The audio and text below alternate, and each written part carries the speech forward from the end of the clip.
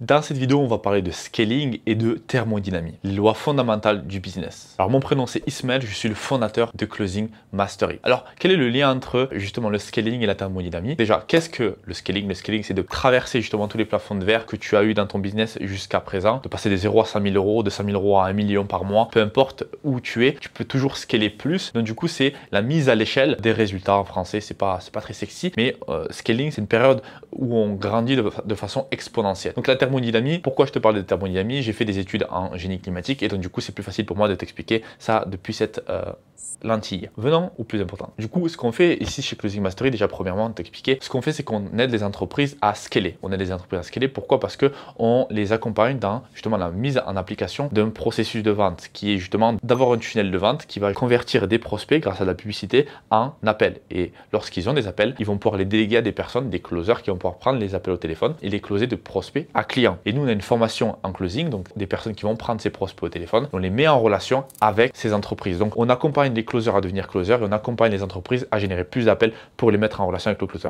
Tu captes? Ok, très bien. Quand on parle avec ces entreprises, ce que je vois, c'est que parfois, il y a des personnes qui ont du mal à comprendre les lois fondamentales qui est en fait, rien ne se perd, tout se transforme. Tout le monde connaît ça, mais dans le business, c'est plus vrai. On a toujours besoin de dépenser quelque chose pour obtenir quelque chose. C'est-à-dire qu'on a soit besoin de temps, soit besoin d'énergie, soit besoin de calories. L'énergie, ça peut être de l'argent. Donc, ceci dit, comment on fait pour justement convertir un prospect d'inconnu à délivrer le résultat? Je parle même pas de inconnu à acheter parce que ça c'est mignon, c'est au début. Mais après au bout d'un moment, une fois que le prospect a acheté, il devient client, il faut délivrer le service. Il faut qu'il fasse en sorte qu'il ait des résultats exceptionnels. Ça, en fait, si tu veux, ça part comme ça.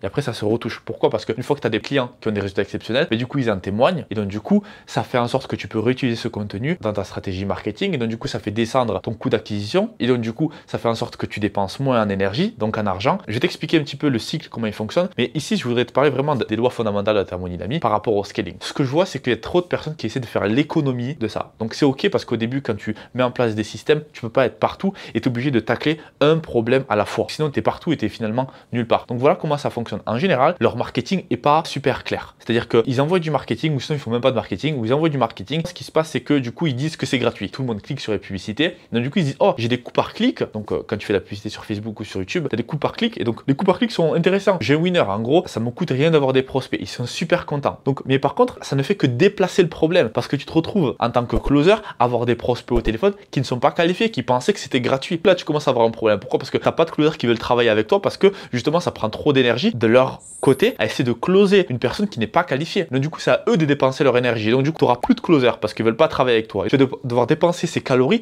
en recrutant des closers. Si jamais les closers closent n'importe quoi ou promettent quelque chose au téléphone qui n'est pas ce que toi tu délivres en tant que produit, qui essaie de gagner de l'énergie en promettant quelque chose qui est dans le produit, par exemple, c'est un coaching sur investissement en crypto. Ils disent ouais mais t'inquiète pas, on t'aide, on a un robot qui fait les trading pour toi. Tu sais pas trader, c'est ok. J'imagine juste ça, ok. Donc le prospect dit ah ouais ok, je vais acheter ça. Disons que le produit n'est pas totalement similaire. Ben, qu'est-ce qui se passe du coup? Ben, du coup, tu déplaces le problème encore une fois dans la zone Customer Success et tu te retrouves à avoir des clients qui sont pas contents. C'est quelque chose qui aurait pu être évité. Et il y a tellement d'entreprises qui sont perdues dans ça. Donc ça, je vais à peine inventer ça. Juste pour te donner un exemple, tout ça peut être réglé si tu es en capacité d'avoir une bonne offre, tu es en capacité de parler à ton prospect idéal, de communiquer avec lui et vraiment de cerner ce dont il a besoin et de lui servir ça sur un plateau d'argent. Ça fait sens, ok? Il y a tellement de bruit sur Internet qui sont perdu. Quand tu fais ta publicité, tu es en compétition avec tout ça. Tu es en compétition avec Logan Paul, tu es en compétition avec des gars qui sont très forts en marketing. Et toi, tu vas être en capacité d'être différent et de parler à ton audience d'une manière qui est justement supérieure à celle du marché. Et quand ils vont voir ça, ils vont dire que tu es legit, ils vont voir ta masterclass, ils vont voir télécharger ton e-book, ils vont voir que tu vas leur donner de la valeur, ils vont se dire que c'est exactement ce qu'ils ont besoin et ça fait sens. Et puis après, les closers, ils n'ont pas besoin de vendre parce que tu as déjà l'autorité qui est en place. Les 5 étapes, ok? Donc il y a le problème où la personne n'est pas au courant. Donc on appelle ça unaware. La personne n'est pas au courant. Après, tu as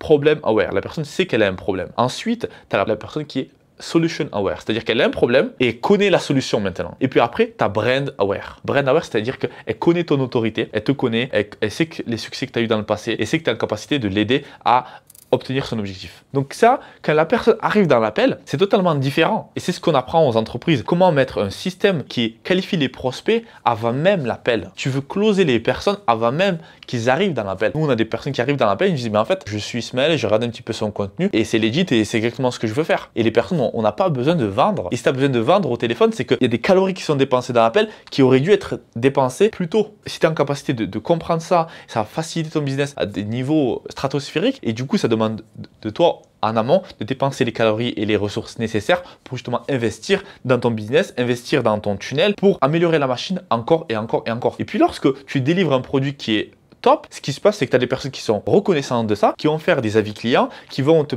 faire des vidéos pour toi, qui vont avoir des résultats. Et ça, déjà, c'est satisfaisant, ok? Tu te dis, ouais, je fais un bon boulot. La sales team, tu peux prendre ces vidéos, les témoignages, tu peux les mettre dans la sales team à tes closers. Les closers sont convaincus parce qu'ils se disent, mec, cette personne, je l'ai closée la semaine dernière, elle a déjà des résultats, waouh! Du coup, ils sont motivés. Ça, c'est de l'énergie, c'est comme le sang qui coule dans les veines de l'entreprise. Ça va venir revigorer un petit peu tout le monde. Ils sont plus motivés, ils passent plus à l'action. Après, c'est les vidéos que tu vas pouvoir reprendre, que tu vas pouvoir mettre dans le marketing. Ça va faire descendre justement ton coût d'acquisition et donc du coup ça fait augmenter justement tes retours sur investissement et c'est une machine qui marche et qui fonctionne. Mais il faut vraiment sortir un petit peu du spectrum et se dire ok, quel est l'endroit aujourd'hui dans mon business où je dépense le plus de calories et comment est-ce que je peux être en capacité de résoudre ce problème définitivement. Qu'est-ce que j'ai fait dans le passé pour changer ça? Est-ce que d'autres personnes l'ont déjà fait? Et puis après tu arrives à des hypothèses, après des conclusions et puis après des mises en place d'actions. Okay, voilà par rapport à cette vidéo, j'espère que tu as kiffé. Si tu as besoin d'aide justement pour recruter des closers ou pour mettre en place justement ce type de système, tu as un bouton juste en bas de cette vidéo, tu trouveras si tu es motivé. Mon prénom c'était Ismaël, pense à t'abonner, pense à liker cette vidéo et me mettre en commentaire si tu kiffes ce genre de contenu, que tu sois closer